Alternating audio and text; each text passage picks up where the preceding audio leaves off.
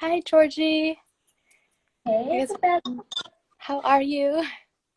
I'm good. Having a good Friday so far. How are you? Good, good. Um, just waiting for people to connect and then we can introduce each other. Um, Yes, good. yeah, I think should be fine. So I'm Isabella, the founder of Paz Lifestyle, and this is my friend Georgie. We were supposed to have tea time, but the pandemic happened, so this is the live tea time. Mhm. So yes, and congratulations, you just graduated. Thank you. Yes. Um, yeah, so I'm Georgie. I just graduated from a Master of Science degree in Sustainable Environmental Systems from Pratt Institute. I have a background in product development and production and did my undergrad at FIT.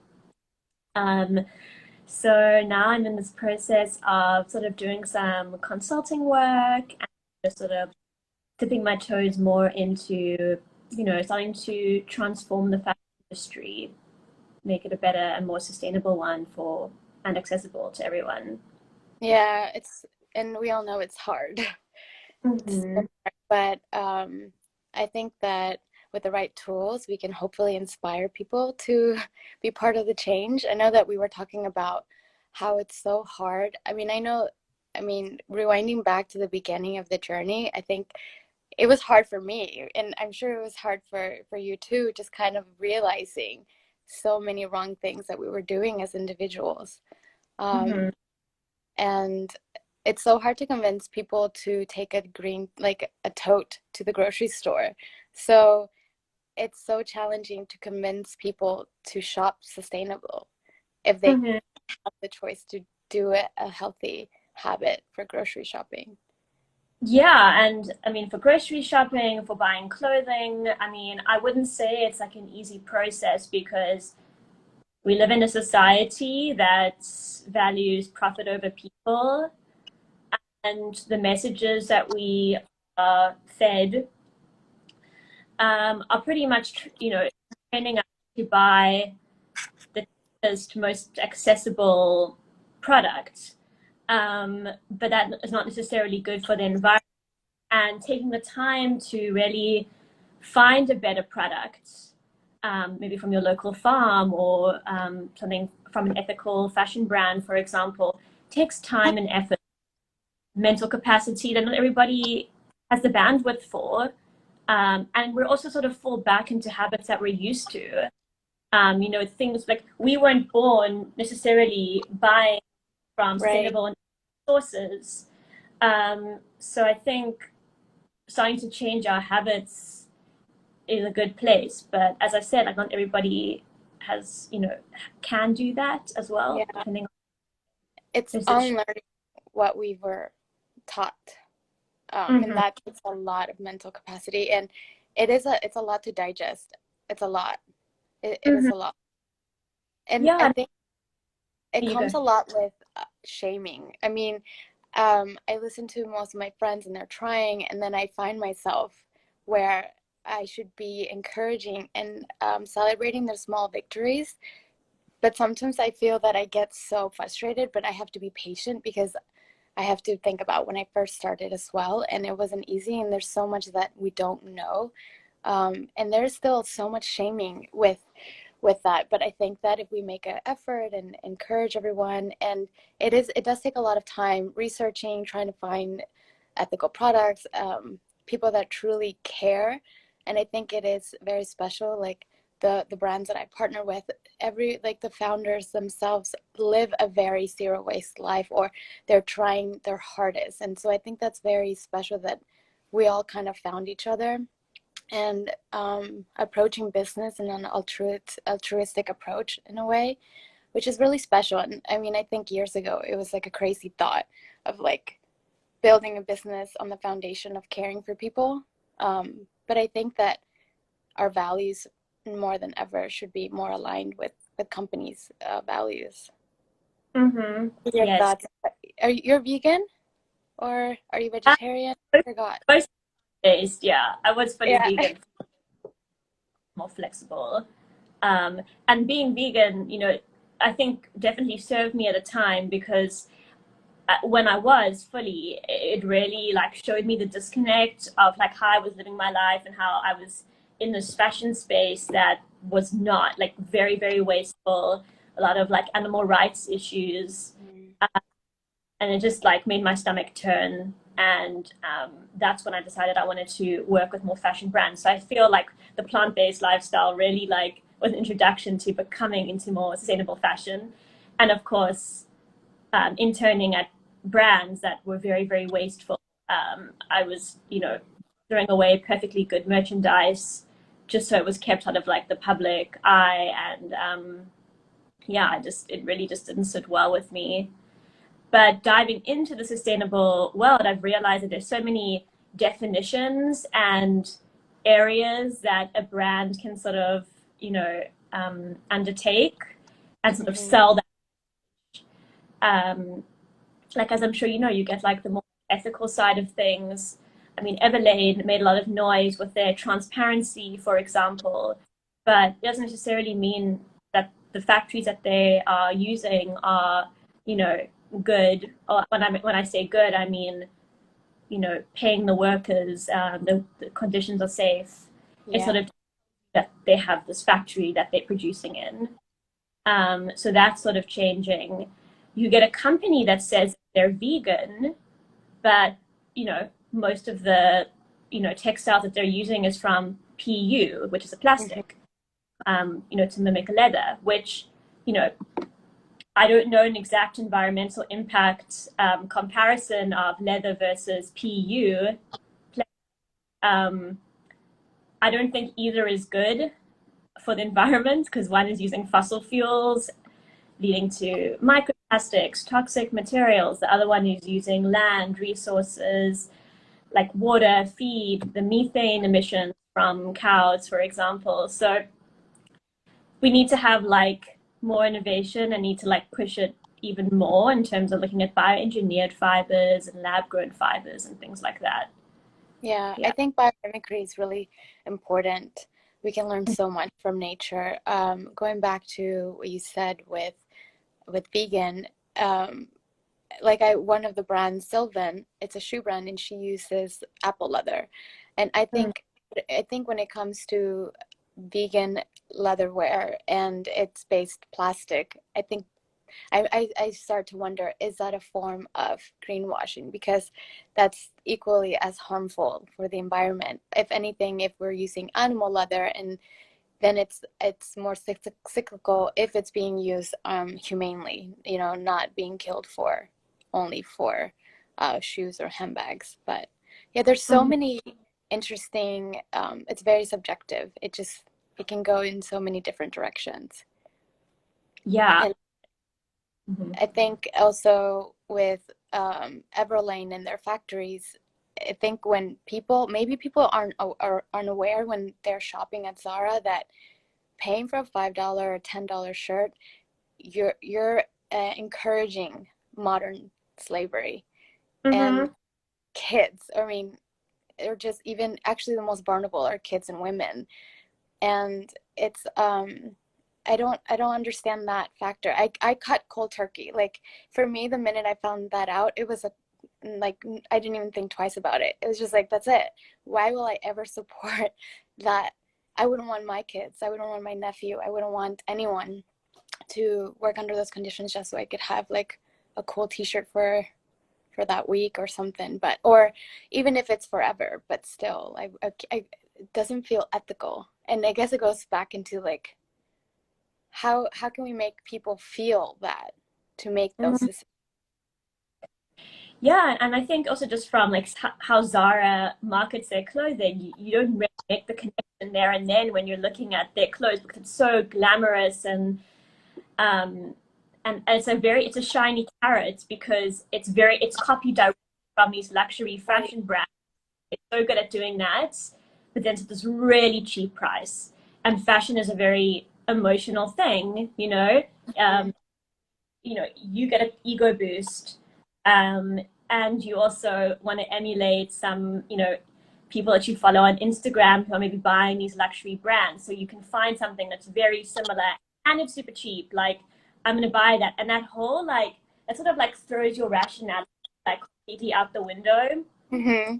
And you like just start making that connection of like who's actually behind this item. So, I mean, it would really take, I think, like a collaborative effort of these fast fashion brands to start stories. And it's more about who made my clothes, but what are these factories like? And these audits that they do, they shouldn't be like internal audits. That fact that they do, it should be, by third party people, and that information should be Mm-hmm. motivated. Yeah, Yeah. it even goes with luxury brands. They're subcontractors that really get in the way, and luxury brands are thinking that they're working with ethical manufacturers, but in reality they're not. So I think that maybe we need more vertical integration.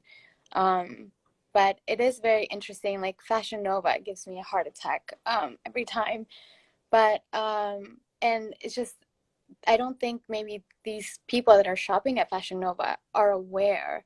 Like they're not thinking who's making these clothes or what they're wearing, even like the chemicals that they're wearing, or like going back to being vegan. I was once vegan too, and I did the plant-based diet, and it was eye-opening. And I think that food choices, our clothes choices, are should be very we should be very aware when those two come together. Like there's just when it comes to food, I think people are finally realizing that they should be eating healthier, or maybe perhaps trying to find local farming foods.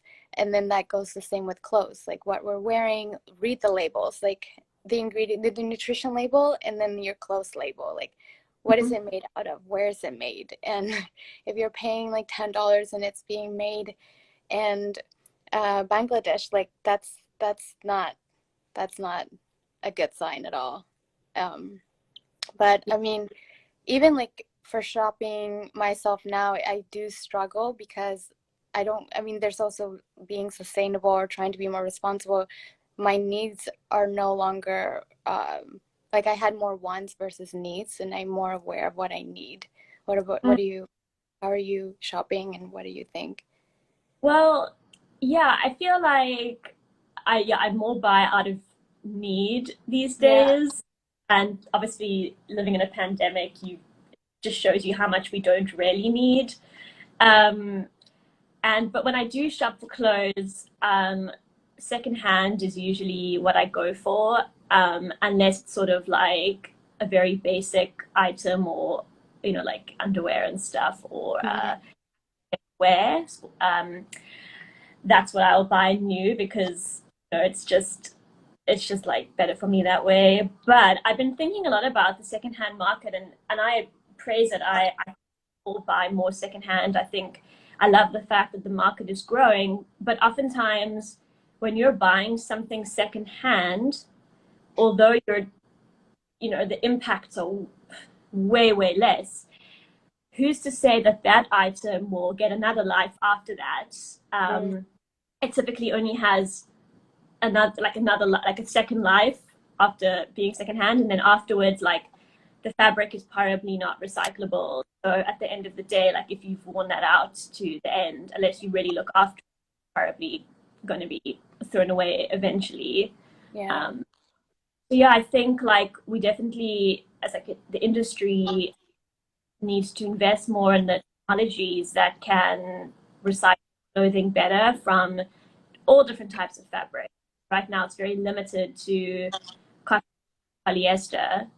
Yeah. Um, so I think when that technology improves, it'll definitely make more of a circular business model that in the industry.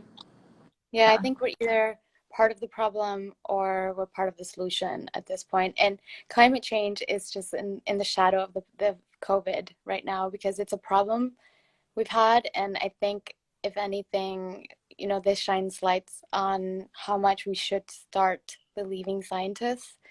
And that it makes me think that I went to this exhibition in Lisbon, the Museum of Art and Technology. It was Mhm. amazing. I don't know if anyone has been. And it was a crazy exhibition. I was not expecting this. And it was a futuristic exhibition of the tools that we will be utilizing by 2050. So they Mm, had like a mask with the elephant trunk, and it was just like they're just showing us, hey, these are some of the tools we've already pre-invented for when we have food shortages, or we won't be able to eat how we used to be because everything will be toxic. And so going back to being vegan, I'm vegetarian now, and sometimes I'm flexible too, but it's like, well, we won't be able to eat fish anymore because it would be contaminated. We won't be able to eat meat anymore. So I think people will just be have to be forced to follow these diets because we won't have it at our mm, resource anymore, which is interesting. So living the climate change is like really in the shadows of this pandemic, and I hope that people really, redirect how we can improve. It's quite, I don't know. It's not like to scare people, but I hope that it's inspiring to people understand that buying organic food and organic clothes or an organic business structure that's trying to be responsible. It's not just for today, because we're this is just starting Paz Lifestyle for me is it's a restorative practice. Like mm, this is what I feel that needs for like to restore everything that other businesses have been doing, and realizing I think being sustainable has been also part of this spiritual journey, because it has been very healing as well. Like being more conscious, it's made me more compassionate, it's made me be more empathetic, and I think it is a healthy lifestyle to be sustainable. It definitely has been very healing for me. Yeah, I resonate with that. And I mean, just on that note, on like compassion, it's also made me realize how living this lifestyle is so exclusive at the same time. Mm. Not, it's not like that accessible to everyone. Um, Right. like we can't, not everyone can afford like the organic cotton t-shirts. Yeah. Um, and so we need to like, be part of a fashion industry that's like more inclusive. Um, and that is very much on the brands to change. Mm-hmm. Um, I don't know what else I want to say about this, but yeah, I agree. I think it's made me a lot more conscious to learn about like who's making my clothes, what's it made out of, where is that from, kind of thing. And then also thinking about like the end of use phase and like how can that be responsibly, disposed of, or maybe it can't be. And looking at again just back to the second-hand market, like that also like took me down a huge rabbit hole of how when we think we're donating our clothes, it's actually Mm-hmm. going to like third-party Oh, yeah. markets, Africa, for example. So yeah, you really, really open your eyes out to like the human side of the industry that touches so many people from all over the world, because it's such a global supply chain. I was flabbergasted when I found out about the clothes from Goodwill traveling all the way to Ghana and being sold. And then, those kids have access to social media, and they're wanting this new neon color as well. So not only that, this dirty clothes is traveling to the other side of the world, and they're dyeing it with heavy chemicals because that kid wants a bright orange t-shirt, and it's just that will last them for a day or two. But Mm, and then about H&M, this whole recycling program. So not only do we have this gray market in Ghana, but where they're selling t-shirts for $1 that are used, but then you have H&M with their recycling program that they're now competing with this gray market there. That I mean, I don't agree with it, but it's also I disagree with H&M going in there and making more money on these clothes that are people are taking to recycle at H&M, which they could also utilize that for upcycling. But they're competing with another market that is just it's a rabbit hole of discoveries. uh, yes, totally. And the whole H&M message about, yeah, give us your old clothes, anything, just give us your old clothes, we'll take care of it, we'll recycle it into new, is a big, big greenwashing message. Because as you said, like most of the clothes cannot be recycled, like 1 it's going back into the company. The rest of it's going to third-party vendors and then going to various developing countries for resale. So it's all very it's like you think that your clothes are going to the right place, but then you have no idea. Zero. Yeah, yeah. So yeah, it's I was my friend the other day, she's like, "Oh, I found a cutlery set at Urban for $18. It's bamboo. And I have a cutlery set that I sell on my website and it's Do Best and it's $30. And I said, well, the difference is it's certified fair trade. So the person that made this cutlery set is getting a fair wage. So I think that even as a consumer, we fall into this like we know bamboo is more ethical, like more environmentally friendly, so we're just gonna buy it. But I think it goes beyond that. It goes, like who made it, and are they being paid a fair wage? Because I know that we've all work, and we do desire to be paid accordingly, and some people don't even know their rights, and that's why we have to protect them in a way of like showing them and educating them. But I mm-hmm. think it's going to be a while, and I hope that with time it could improve.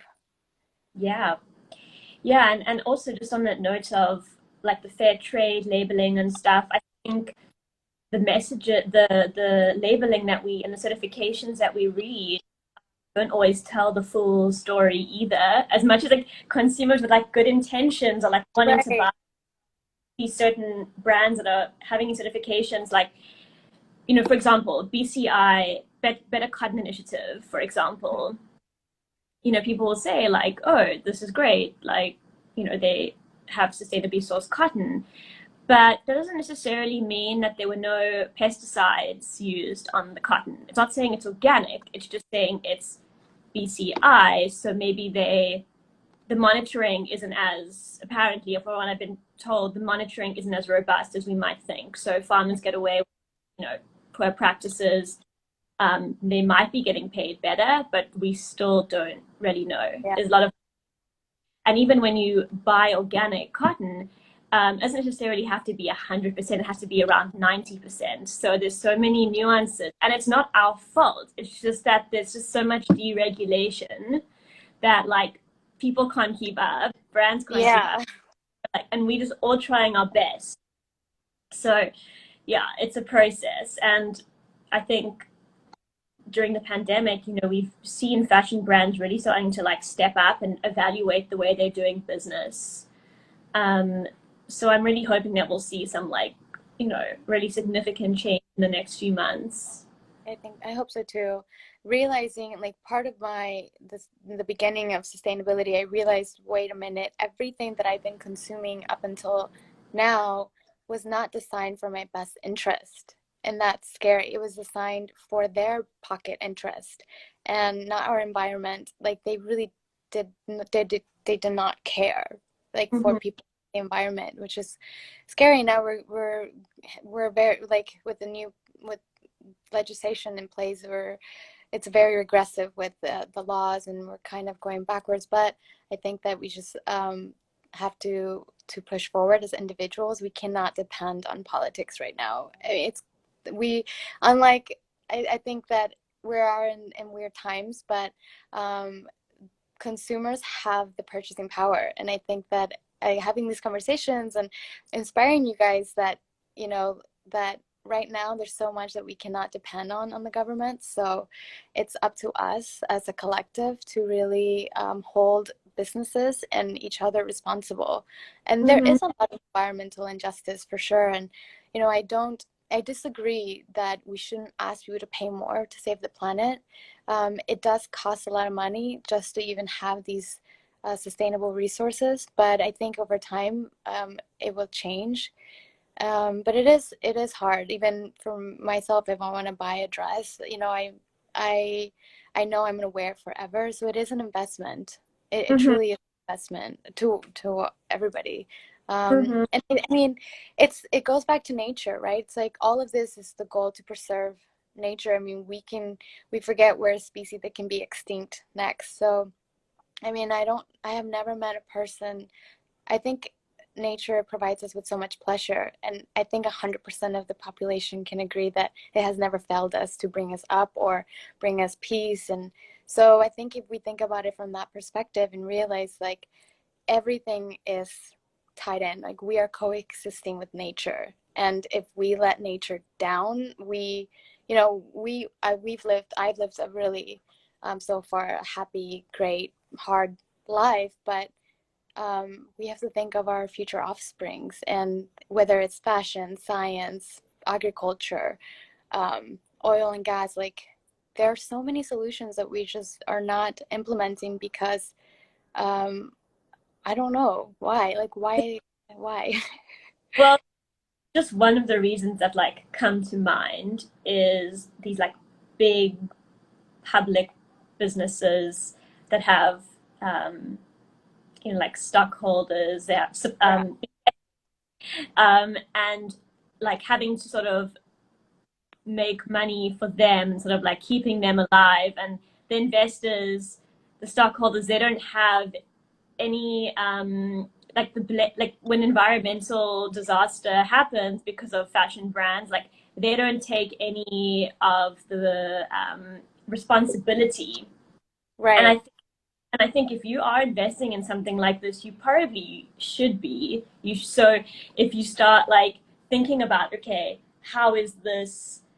How is H&M with all the plastic that they're producing? Like, how is this affecting the environment? If I'm going to take some blame for this, then I'm going to be okay with them making a little bit less money this year, so they can start transforming. Because I don't want to like, carry that burden. Right. That's one thing as to Yeah. why it's been so hard to change. Another thing is competition, right? Like maybe you have your small startup and you have all the good intentions to, Yeah. source sustainably, but you want to like be able to compete with the big guys, and that Mhm. means your prices. And that means maybe you have to go back to the less sustainable textiles or the cheaper factories, for example. Yeah. Um, it's also a really great discovery of the designers that I've met and seeing their work, and it's just amazing how I'm Peruvian, and so meeting and working with Peruvian brands or this other brand from Bolivia, they work with botanical dyes, and I learned so much from them. Then it saved me definitely hours and hours of research, but we can all learn from each other, and it makes me think, wait a minute, so why haven't we been using botanical dyes? They last equally, this like they're healthier, it's organic. I mean, it's just then we go back to those questions like why are we not utilizing those solutions that we've been using, and they've been it's part of our culture, it's a heritage, and it's a gift from the artisans that they can actually still create with their hands, and they have this knowledge, and I think it is very special to integrate that into fashion, that there are the solutions, we just need to support them and redirect the funding or the money into that, because it is more cyclical, and although and it is a hard job, and it is a very beautiful thing that what they're doing, and it's an art that's dying, and because I just don't understand. Like there's also like this. I was watching this. They're creating dye with bacteria. So this just it's quite interesting. But yeah, um, Mm-hmm. Yeah, so much innovation out there, and I think one of the reasons why it's been, really difficult to get that going is just like the scale at which we've been producing. So mhm, it's better to have the synthetic dyes because it can just be produced so much faster and in large right. amounts, you know, That's a, to cater for and like the so it's, and as I said, like with fashion brands starting to wake up and be like, oh, we don't need like all of these seasons, we can, we can really like scale back. Maybe that money from all those like other seasons would go into paying your workers and maybe investing in those botanical dyes or bacteria fibers and things like that. So yeah, I mean, that would be exciting. I'm hoping. Yeah, I'm hoping. I'm hopeful. I think if anything, we're messengers of hope for people. I started reading, and I just reading what people are saying, and I completely forgot that I can read it. Yeah. So we have Alexandra. Normal consumer is not really educated enough on labels and certifications. It's true. Alpa Mama's consumer itself, a word means using, destroying, and disposing. Very true. Waste is a design flaw. Alexandra, organic is organic, you might think. True. Why don't we stop calling ourselves consumers? True. It also goes back to, um, I mean, I guess it's why don't we stop calling ourselves consumers? I guess because I don't know. It's a good question. That was Vanessa from Alpa Mamas. Yeah. Just going. Wait. Okay. Carry on. Carry on. I'll. Okay. Should I stop there and then read the rest? Yeah. Wait. Something came to mind, but now I forgot what it was. Oh, So sorry. It'll come. Oh wait. I remember the idea of waste being a design flaw. Yes, and that all goes back to, in my opinion, all the synthetic textiles that we're currently producing. Like, yeah, you get it cheaply, but it is a major design flaw because of the fact of how polluting it is and how harmful it is to the environment. And people say plastic bottles is a design flaw. yeah. But then people are saying, but we can recycle them into clothing, like whoop-de-doo.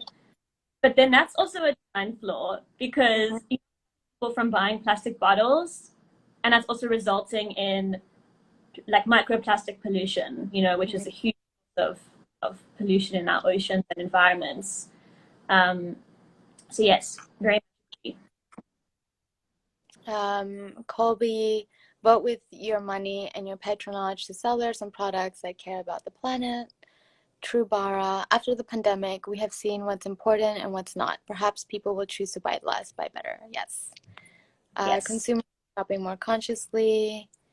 Um, very positive feedback. So Yeah. sad because of the pandemic. There are more poachers again, and Amazon is burning. I know. Yeah. If um, say about like sort of what's sort of going on behind the scenes while we're so focused on the pandemic, like there's some other like shady stuff happening that yeah. people are okay with. Yeah, I don't know if you have anything else to add about that, but yeah, it's been interesting. So Val, she asked, "What do you think about Fashion Revolution awarding H&M for being one of the most transparent brands in 2019? Is fast fashion making a change?" I think awards you have to pay to attend. Let's just some awards you have to pay to attend. So I don't know. Yeah. I'll stop there. I'm not even.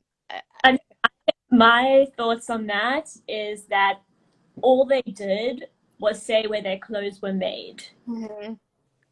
Anything about worker rights, gender issues in the workplace, and just because they were disclosing where their clothes were made does not equate to Yeah.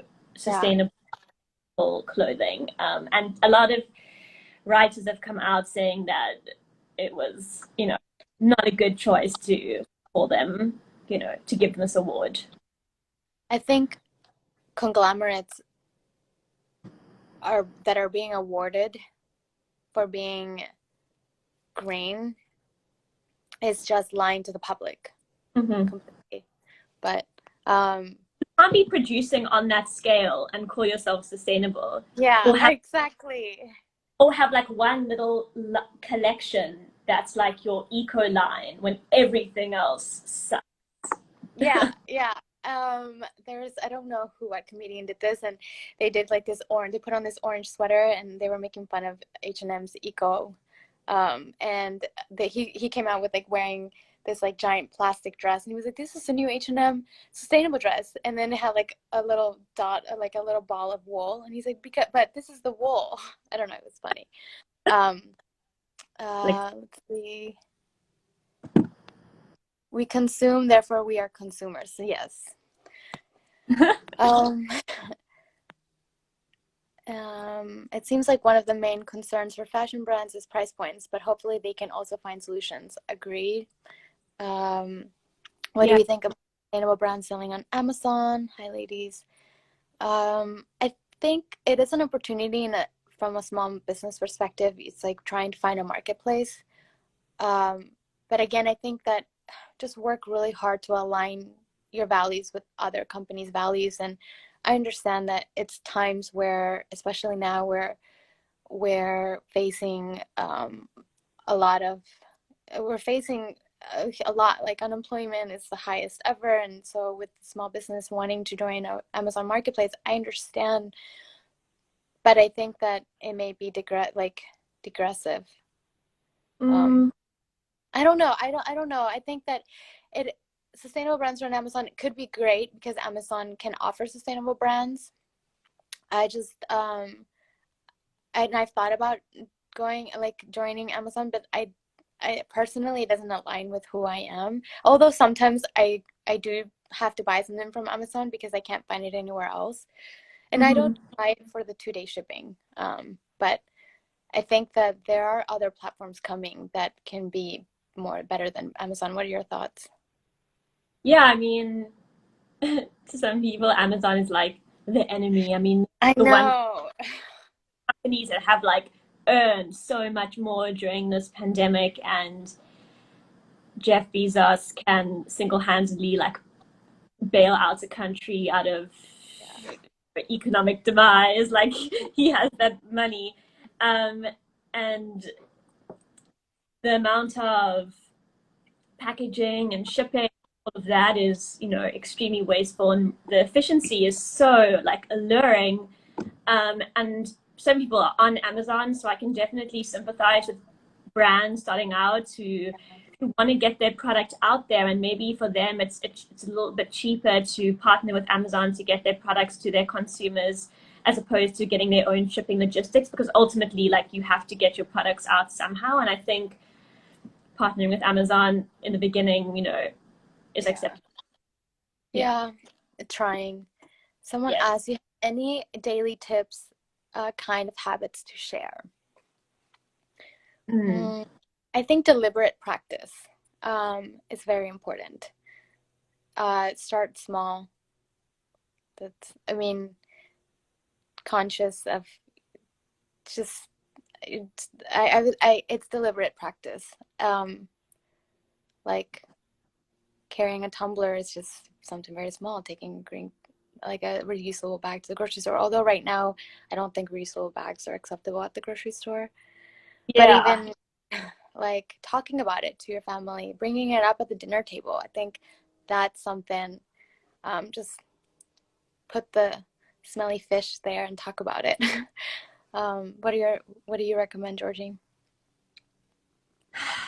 Well, as much as you can, try to reuse what you already own. True. Repair can be repaired. Pass it down to someone you know, um, and try to buy secondhand. I think there's so much cool things happening, like the rental space as well. Mhm. And explore that the next time you have an event, as opposed to buying something new. Um, and yeah, I think we have to get like more creative for the time being with our clothes. If we have to turn them into cloths for washing, then we'll do that, as opposed to putting them in a it would be more harmful. Yeah. Yeah, I agree. I think the issue with the Amazon recently is the way the company mistreats their warehouse employees. Yes, Yes, true. very true. Do you visualize PAZLIFESTYLE to become a platform to buy sustainable and ethically? Yes, I definitely heavily curate brands that believe in sustainability and live a sustainable lifestyle. And I've been very lucky to meet these wonderful founders that we are aligned with ambition. Even like meeting you, Georgie, like, I think even 10 years ago or 5 years ago, it was just a crazy thought thinking like, oh, is it possible to start a business on like good ethical practices, and it is still very hard, but I do wish to be the go-to sustainable lifestyle brands where you can find anything, and it is really hard, but I think that slowly but surely we'll get there. Um, Bezos also single-handedly shuts down the competition by selling at loss. Mm-hmm. Yeah. Yeah. More and more consumers are shifting to small brands that are specialized in a specific product. Seems like Paz Lifestyle really extends that by having a single marketplace for the small brands. Yes, they're all relatively small, uh, and I think that for the most part, it's also trying to find brands. Again, there's brands that I've been interested in, and then I find something or I realize something. Let me see what. I think like zero waste. I think it would be nice to like chat about like what zero waste means to you for the brands that you see on Paz. Yes. Um, um, there are stores on eBay and etc. that sell the excessive inventory worn items from the rental services. Oh, that's great. I didn't know that. And a platform to promote Peruvian culture. Yes. Paz Lifestyle was definitely um, inspired by my Peruvian heritage and realizing there were so many sustainable solutions there. So that's where it started.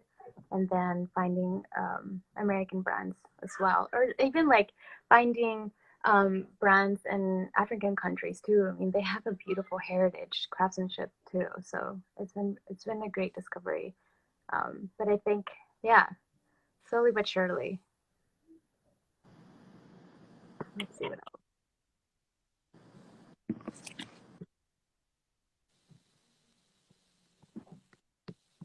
That's pretty much it. Yeah. Well, Anything you want to add on, Georgie? yeah, I just think what I was gonna say like earlier like, about like zero waste since like you have like waste brands and stuff. Um, Living a zero waste lifestyle is, in my opinion, kind of it's more of like a label, really, really Mm, hard to achieve to its fullest extent. It's something yeah, that we aim for, but it must also be acknowledged that it really does take a lot of like time and energy to be 100% zero waste, like not able to go to their local markets and get everything in package free, um, in package in zero in no packaging. But I love that you provide brands that make it easier for us, since it is like a privileged thing to do to be able to be zero waste. definitely is a privilege to try to pursue a zero waste lifestyle.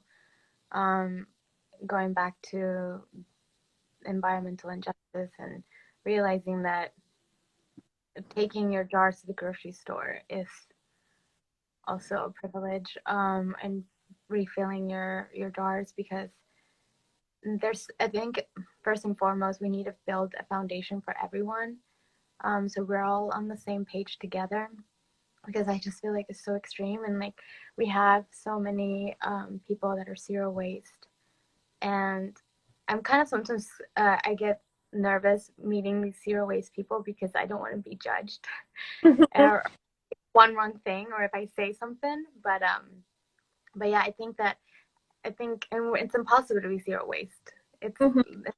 but Yeah. we can do that are more cyclical. Yeah. Like case in point, I'm wearing a t-shirt. It's from 4 Days. I'm not sure if you guys know the Oh brand. yeah, My favorite they, brand, and they they're great.